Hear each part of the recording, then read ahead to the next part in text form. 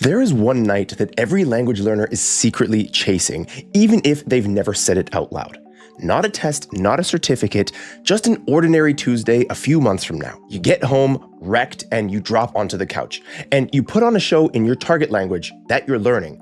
Not to study it, but because you need to know what happens next. That night has a name: the race to Netflix. Today, I'm giving you the exact route there, including the one stretch near the end where almost everyone quits a mile from the finish. My promise to you is this finish line is closer and way more concrete than becoming fluent. And for proof that it's real, is I did it with Mandarin, one of the hardest languages there is, and now a Chinese show is just how I unwind. The route has 3 legs. 1, the on-ramp, where you use real content yet. 2, the crossover, where you earn native shows. And 3, the messy middle, where the finish is in sight, but everything feels too fast, and where most people stall 4 years within reach of it. So here's why most people drift. They aim at fluency, and fluency is fog. You can't see it or measure it or your distance from it, so you never know if today moved you an inch. So swap the target. Aim at the couch. Can I follow a show without subtitles and actually enjoy it? Is a plain yes or no that you can test any night. A vague goal you drift towards, but a finish line you race towards. All right, so leg 1, the on-ramp. At the start, you can't use native shows. Forcing them is just noise hitting your ears. You want input built for learners. Slow, visual, where a gesture or a picture hands you the meaning before you'd ever have known the word. Your eyes might carry you a while, but your ears will catch up. You're not going to enjoy it yet, but you're laying the fuel for the part that is going to. Over to leg 2, and that's the crossover, where it starts to taste like the real thing. Once you've got the most common words down, you graduate, okay? Not to fast drama yet, but to native content that still hands you visual context. Like vlogs, cooking channels, anything where you can see what's happening while you listen. It's the first time you're watching stuff made for real people,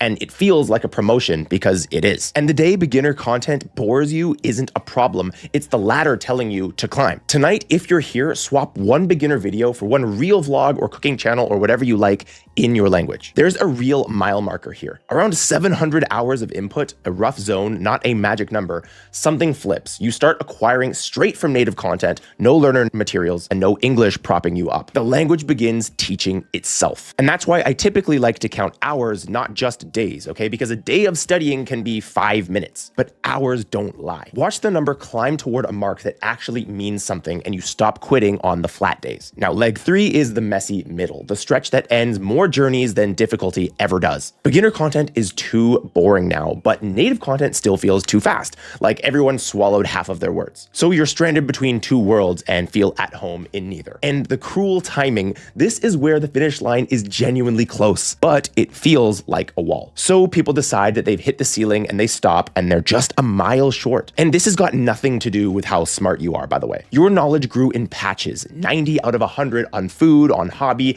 and then single digits the second the news anchor opens their mouth. So when you hunt for a show that's exactly at your level, you can't find one because you don't have one level anymore. You've got a dozen at once, depending on the topic. And not knowing that sends people into the biggest time thief between them and the finish line. The time thief is the search itself. You open the app and you hunt. Too hard, too easy, wrong topic, 20 minutes are gone and you've watched nothing. And it feels productive because you are finding the right thing, right? But the perfect level show doesn't exist for you anymore, so the search never ends. Every minute you spend curating is a minute you're not crossing the gap. So past this point, the whole rule book flips.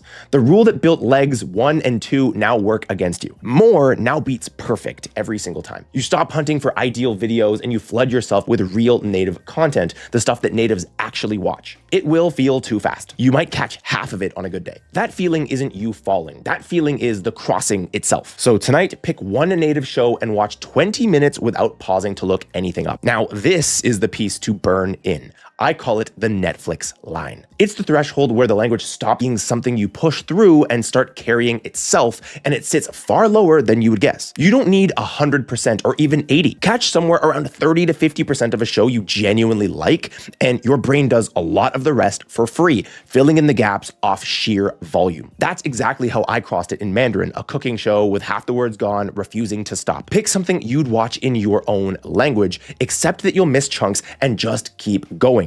Every episode drags the line up. Then one day you're on the far side of that line and it's so ordinary you nearly miss it. Long shift, you're wiped, and you get home, kick your feet up, and you put on a murder mystery in your target language, and you're not studying, you're just desperate to know who did it. That's the race won. After that, you basically just coast for the rest of your life, and you keep the language by doing exactly the thing that you would do anyway, watching stuff that you love. The effort was always front-loaded. So let me be honest about the only thing between you and that couch. It isn't talent, because I'm not gifted at this. I'm just stubborn about the route. It's that almost everyone quits in leg 3, a mile from the line, because nobody told them the middle is supposed to feel like drowning. Okay, so thanks for hanging with me. Everything here, the on-ramp, the crossover, the messy middle, the Netflix line, is one piece of a bigger system. The full route from day 1 to that couch, every stage in order. I lay out the whole thing in a video called the Fluency Roadmap, and it's sitting right at the end of this one. If today handed you the finish line, that video hands you the whole map. So thank you so much for watching, and I'll see you in the next one.